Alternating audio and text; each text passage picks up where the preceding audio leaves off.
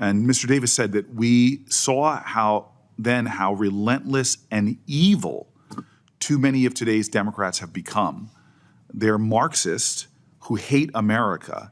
Do you agree with Mr. Davis's statements that today's Democrats are relentless and evil? Senator, Mr. Davis's views as expressed there are not necessarily the views of mine. I could say unequivocally, Republicans are not evil, but you're telling me you will not say on the record here that Democrats are not evil? Senator, you're asking a personal and policy-laden question that I cannot answer. You really don't think that somebody's evil just because of their party they're in America, do you? I don't think that, Senator. Oh, God bless. Thank you, sir. That's the answer I was looking for, and I don't understand why you wouldn't answer me, maybe because I'm a Democrat. A gentleman by the name of Mike Davis, who posted on social media, quote, Eric Tung is a friend who will continue Trump's historic inroads in once left-wing Ninth Circuit.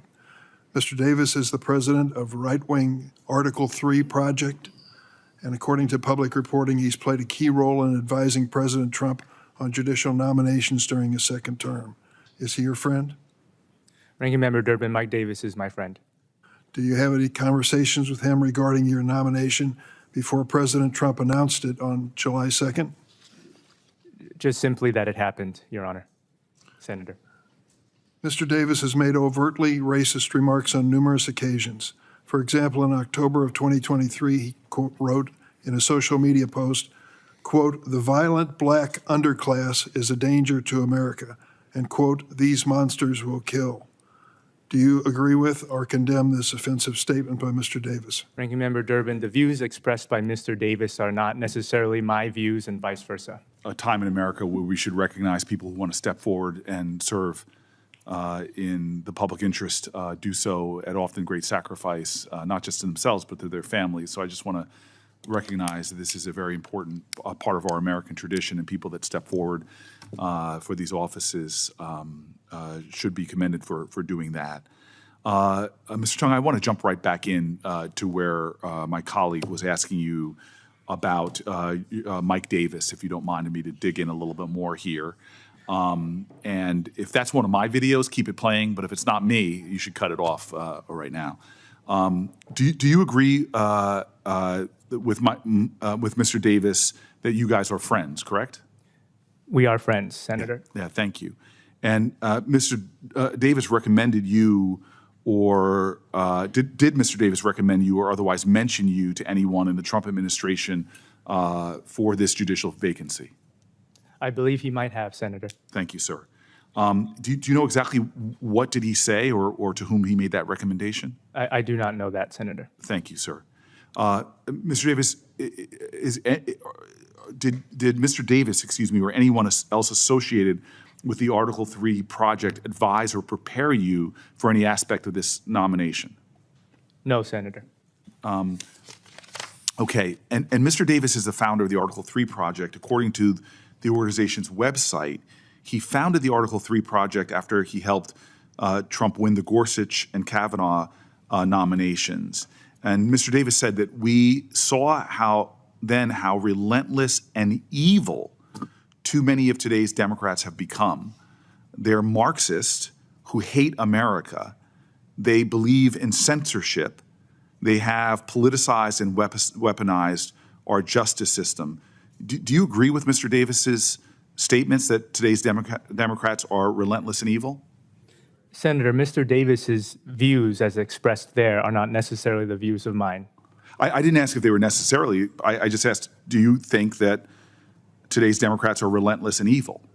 Senator, you're asking me to comment on a political question, and as a nominee to a judicial position, I cannot and should not speculate or comment on that. Sir, I spend a lot of time working to try to affirm this fact that we are one nation under God, that the lines that divide us are nowhere near as strong as the ties that bind us. I'm proud of my relationships with my friends on the other side of the aisle. I think it hurts Mr. Kennedy to when I say that he and I are friends. I could say unequivocally, Republicans are not evil, but you're telling me you will not say on the record here that Democrats are not evil? Senator, you're asking a personal and policy-laden question that I cannot answer. as So a put yourself in the judicial nominee. position of a person coming before you who's watching this right now. And you're supposed to be a judge who's impartial. And you're telling me that for this nomination, I have a constitutional obligation to advise and consent, that I should be in any way hopeful that a judge will be that impartial if he cannot say that Americans writ large, because of their freedom of party association, that you can't say that whether you're deciding to be a Democrat or Republican or independent, you can't say in this hearing that you don't think that that makes a person evil? Senator, I can commit to this committee that whoever comes before my court, should I be fortunate enough to be confirmed, will be treated with respect and their arguments will be And not a accorded. presumption that they are evil. Senator, whoever they are, Republican or Democrat or independent, who steps to my court, they will be accorded full consideration of their arguments. Mr. David, I don't know what you're afraid of. I really don't, Mr. Tang. I honestly don't know where have we gotten to the point in American history that someone up for a position such as yours, and I've seen this courageously from people on both sides of the aisle who understand that the judiciary should be above partisanship, who understand the judiciary in many ways should be a sobered assessor of fact. It is deeply disappointing to me that you cannot tell the American public right now that the person that you're affiliated with their heated language, with their casting in broad brushes, doubling down on the toxins that are making life here dangerous. And frankly, I've talked to federal judges who tell me about having to protect themselves. We had a horrific incident in our state where a federal judge was targeted, their husband shot, their son killed. In this time in America, to render an answer of, I can't answer that, to me is additive to the toxins that are in our society that are pitting people against each other. You are up for a position in the highest court in the land, and you can't simply say, I don't think Democrats are evil. Is that what you're telling me?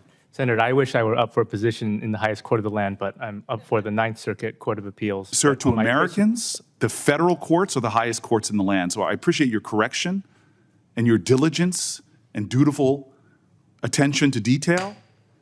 But right now, I am gravely disappointed that you can't simply say what I can say is that my colleagues are not evil, that Democrats are not evil, that Republicans are not evil, and this kind of rhetoric is damaging. I am deeply disappointed, sir. I'm the chairman now. We've got a new sheriff, and I'm going to call on Senator Schmidt. But before I do, Mr. Tung, I'm going to give you another chance. I want you to think real hard. I looked at your record. I think you're a good man. You don't think, you really don't think that somebody's evil just because of their party they're in America, do you? I don't think that, Senator. Oh, God bless. Thank you, sir. That's the answer I was looking for, and I don't understand why you wouldn't answer me, maybe because I'm a Democrat, but dear God, that's the easiest question I've heard asked today, and thank you, Chairman Kennedy, for eliciting what is a response we should get from any American who's up for a federal position. I don't think Senator Booker was trying to trick you. You don't think Republicans are evil, do you? I do not. And you don't think independents are evil, do you? No, Senator. And you don't think Democrats are evil, do you? Senator, I do not. Good.